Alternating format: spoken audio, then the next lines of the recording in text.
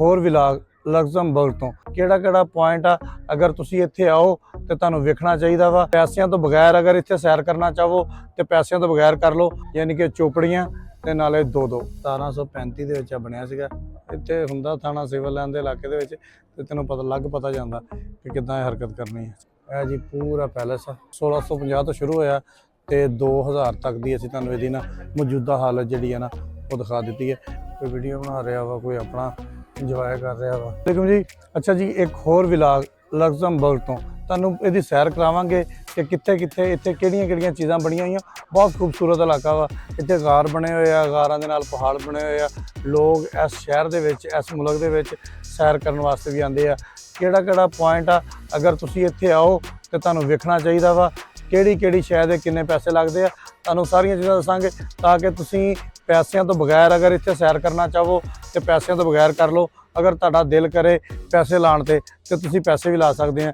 ਲੇਕਿਨ ਮੇਰਾ ਖਿਆਲ ਆ ਕਿ ਇੱਥੇ ਬਹੁਤ ਸਾਰੀਆਂ ਚੀਜ਼ਾਂ ਐਸੀਆਂ ਹੈਗੀਆਂ ਵਾ ਜਿਨ੍ਹਾਂ ਤੇ ਤੁਹਾਨੂੰ ਪੈਸੇ ਲਾਉਣ ਦੀ ਜ਼ਰੂਰਤ ਨਹੀਂ ਹੈਗੀ, ਬਿਲਕੁਲ ਫ੍ਰੀ ਹੋ ਜਾਂਦੀਆਂ ਵਾ। ਤੇ ਕੋਸ਼ਿਸ਼ ਕਰੋ ਕਿ ਪੈਸੇ ਨਾ ਹੀ ਲਾਓ, ਫ੍ਰੀ ਕਰ ਲਵੋ ਤਾਂ ਕਿ ਤੁਸੀਂ ਮਜ਼ੇ ਵੀ ਲੈ ਲਵੋ ਤੇ ਪੈਸੇ ਵੀ ਨਾ ਲੱਗਣ, ਯਾਨੀ ਕਿ ਚੋਪੜੀਆਂ ਤੇ ਨਾਲੇ 2-2।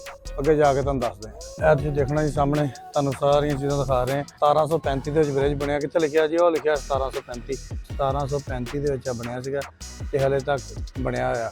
ਐਡਾ ਪੁਰਾਣਾ ਬ੍ਰਿਜ ਹੈਗਾ ਹੁਣ, ਲੇਕਿਨ ਇਹਦੀ ਨਾ ਉਹਨਾਂ ਨੇ ਟਿਕਟ ਲਾ ਦਿੱਤੀ ਹੈ। ਪਹਿਲੇ ਮੇਰਾ ਖਿਆਲ ਮੁਕਤੀ ਹੁੰਦਾ ਹੋਣਾ ਵਾ, ਹੁਣ ਟਿਕਟ ਲਾ ਦਿੱਤੀ ਹੈ। ਉਹਨਾਂ ਕਿਹਾ ਜੀ ਟਿਕਟ ਲਾ ਕੇ ਤੁਸੀਂ ਇੱਥੇ ਆ ਸਕਦੇ, ਵੈਸੇ ਨਹੀਂ ਆ ਸਕਦੇ। ਉਹ ਬੰਦਾ ਭਾਈ ਉੱਥੇ ਪਤਾ ਨਹੀਂ ਟੁੱਪੀਆਂ ਜੱਪੀਆਂ ਕਰਨ ਡਿਆ, ਕੀ ਕਰਨ ਡਿਆ, ਤੁਹਾਨੂੰ ਦਿਖਾਣਾ ਲਾਗੇ ਕਰਕੇ। ਉਹਨੇ ਵੈਸੇ ਨਾ ਮੇਰੇ ਇਹ ਆ ਦੇਖੋ, ਇੱਥੇ ਹੁੰਦਾ ਥਾਣਾ ਸਿਵਲ ਲਾਈਨ ਦੇ ਇਲਾਕੇ ਦੇ ਵਿੱਚ, ਤੇ ਤੈਨੂੰ ਪਤਾ ਜਾਂਦਾ ਕਿ ਕਿੱਦਾਂ ਇਹ ਹਰਕਤ ਕਰਨੀ ਹੈ। ਚਲੋ ਕੋਈ ਨਹੀਂ। ਇਹ ਜੀ ਇਹਨਾਂ ਦੇ ਲਗਜ਼ਮਬਰਗ ਦਾ ਜਿਹੜਾ ਬਾਦਸ਼ਾਹ ਨਾ ਉਹਦਾ ਪੈਲੇਸ ਆ। ਤੇ ਇਹ ਭਾਈ ਤੁਸੀਂ ਚੈੱਕ ਕਰੋ, ਇਹ ਇਹਨਾਂ ਦਾ ਜਿਹੜਾ ਪਹਿਰੇਦਾਰ ਖਲੋਤਾ ਹੁੰਦਾ, ਉਹ ਪਹਿਰੇਦਾਰ ਜਿਹੜਾ ਵਾ ਉਹ ਜਾ ਰਿਹਾ ਵਾ। ਇਹ ਪੈਲੇਸ ਤੁਹਾਨੂੰ ਉੱਪਰੋਂ ਸਾਰਾ ਦਿਖਾ ਦਿੰਦੇ ਆ। ਇਹ ਜੀ ਪੂਰਾ ਪੈਲੇਸ ਆ। ਇਹ ਇਹਨਾਂ ਦਾ ਉਹ ਭਾਈ ਸਾਹਿਬ ਨੇ ਜਿਹੜੇ ਜਾ ਰਹੇ ਨੇ ਤੇ ਆਪਣਾ ਸੈਰ ਸਪਾਟਾ ਇਹ ਫਿਰਦਾ ਹੀ ਰਹਿੰਦਾ ਵਿਚਾਰਾ ਨਾ। ਵੈਸੇ ਇਹਦਾ ਹੈਗਾ ਇਹ ਲਗਜ਼ਮਬਰਗ ਦੇ ਝੰਡੇ ਲੱਗੇ ਹੋਏ ਆ, ਜਿੱਥੇ ਜਨਾਬੇ ਵਾਲੀ ਲੋਕ ਆ ਕੇ ਤਸਵੀਰਾਂ ਵਗੈਰਾ ਬਣਾ ਰਹੇ, ਸੈਲਫੀਆਂ ਵਗੈਰਾ ਬਣਾ ਰਹੇ। ਇਹਦੀ ਤਾਰੀਖ ਲਿਖੀ ਹੋਈ ਹੈ 1979 2000, ਜਿੱਦਾਂ ਦੀ ਡਿਵੈਲਪਮੈਂਟ ਹੁੰਦੀ ਰਹੀ ਹੈ। ਇਹ ਸ਼ੁਰੂ ਹੋਇਆ ਸੀਗਾ 1650 ਤੋਂ ਸ਼ੁਰੂ ਹੋਇਆ, ਫਿਰ 1780 ਆਇਆ, ਫਿਰ 18 ਆਇਆ, ਫਿਰ 1860 ਆਇਆ, ਫਿਰ 81 91 1919 1929 1935 1944 1958 1988 1997 99 ਫਿਰ 2000। ਤੇ ਇਹ ਜਨਾਬੇ ਵਾਲੀ ਇਹਦੀ ਮੌਜੂਦਾ ਹਾਲਤ ਆ, ਜਿਹੜੀ ਤੁਹਾਨੂੰ ਅਸੀਂ ਮੌਜੂਦਾ ਹਾਲਤ ਦਿਖਾ ਸਕਦੇ ਹਾਂ। ਇਹ ਜਿਹਦੀ ਮੌਜੂਦਾ ਹਾਲਤ ਆ 1650 ਤੋਂ ਸ਼ੁਰੂ ਹੋਇਆ ਤੇ 2000 ਤੱਕ ਦੀ ਅਸੀਂ ਤੁਹਾਨੂੰ ਇਹਦੀ ਨਾ ਮੌਜੂਦਾ ਹਾਲਤ ਜਿਹੜੀ ਹੈ ਨਾ ਉਹ ਦਿਖਾ ਦਿੱਤੀ ਹੈ। ਇਹ ਸੀਨ ਆ। ਇਸ ਤੋਂ ਅੱਗੇ ਜਾ ਕੇ ਤੁਹਾਨੂੰ ਹੋਰ ਚੀਜ਼ਾਂ ਦਿਖਾਵਾਂਗੇ। ਇੱਕ ਦਫਾ ਫਿਰ ਤੁਹਾਨੂੰ ਲੌਂਗ ਵਿਊ ਜਿਹੜਾ ਨਾ ਬਾਦਸ਼ਾਹ ਦੇ ਪੈਲੇਸ ਦਾ ਮੈਂ ਦਿਖਾ ਰਿਹਾ ਵਾਂ। ਭਾਰਤ ਦੇ ਕੈਪੀਟਲ ਦੇ ਵਿੱਚ ਮੌਜੂਦ ਆ। ਇਹ ਉਹਨਾਂ ਦਾ ਜਨਾਬ ਮੇਨ ਚਰਚ ਆ। ਮੇਨ ਚਰਚ ਵਿੱਚ ਅਸੀਂ ਜਾ ਰਹੇ ਹਾਂ ਤੇ ਤੁਹਾਨੂੰ ਨਾਲ ਸਾਰਾ ਦਿਖਾਉਂਦੇ ਹਾਂ ਕਿ ਕਿਸ ਤਰ੍ਹਾਂ ਚਰਚ ਵਿੱਚ ਜਾਣਾ ਵਾ ਤੇ ਕਿਸ ਤਰ੍ਹਾਂ ਕਰਕੇ ਅਸੀਂ ਉੱਥੋਂ ਆਉਣਾ ਵਾ।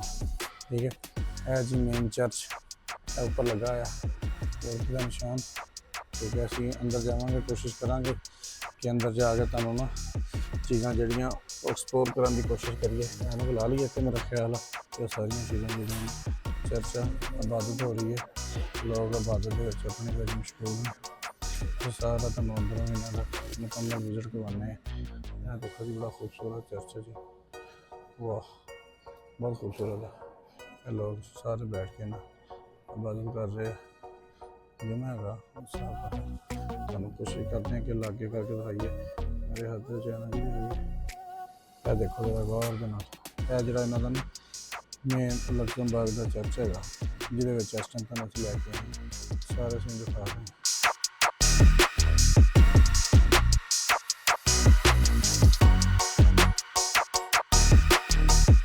ਕਾਫੀ ਪੁਰਾਣੀ ਬਿਲਡਿੰਗ ਹੈਗੀ ਹੈ, ਲੇਕਿਨ ਬਹੁਤ ਸ਼ਾਨਦਾਰ।